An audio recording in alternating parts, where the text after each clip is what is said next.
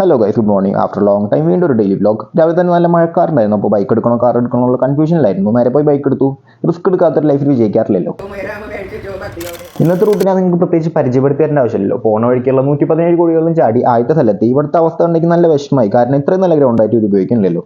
ചില്ലും കൂട്ടിയുള്ള പരിക്കൂടനെ ഗഡാതെ ആകർഷിച്ചു. ഞാൻ അവിടെ വണ്ടി നിർത്തി.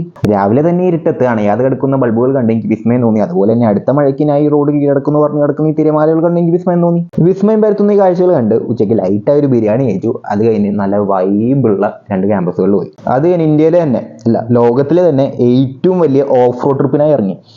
ഈ ജോണി തൻ്റെ നെഞ്ചത്തേക്കാണല്ലോ വരുന്നത്. വീഡിയോ എടുക്കാൻ വേണ്ടി നിർത്തി എൻ്റെ വണ്ടി ചെടിയിലൊന്ന് പെട്ടു. പക്ഷേ ഞാൻ ജിമ്മിന് പോകണം തന്നെ വണ്ടി വലിച്ചെടുത്തു. അത് കഴിഞ്ഞ് ഓഫീസിൽ കുറച്ച് വർക്ക് ഉണ്ടായിരുന്നു. ഓഫീസിൽ നിന്ന് ഇറങ്ങി നേരെ ഭക്തിമാർഗ്ഗം സ്വീകരിച്ച് അമ്പലത്തിൽ പോയി. അത് കഴിഞ്ഞ് വല്യമ്മയുടെ അവിടേക്ക് പോയി. അളിനെ വെച്ച് എല്ലാവർക്കും നാണായിരുന്നു വീഡിയോയിൽ വരാൻ. അത് കഴിഞ്ഞ് പച്ചക്കറി മേടിക്കാൻ പോയി. വീട്ടിലെത്തി. അങ്ങനെ അമ്മൂമ്മനെ കുറച്ച് ചൊറിഞ്ഞ് ദിവസം അവസാനിപ്പിച്ചു. ബായ്.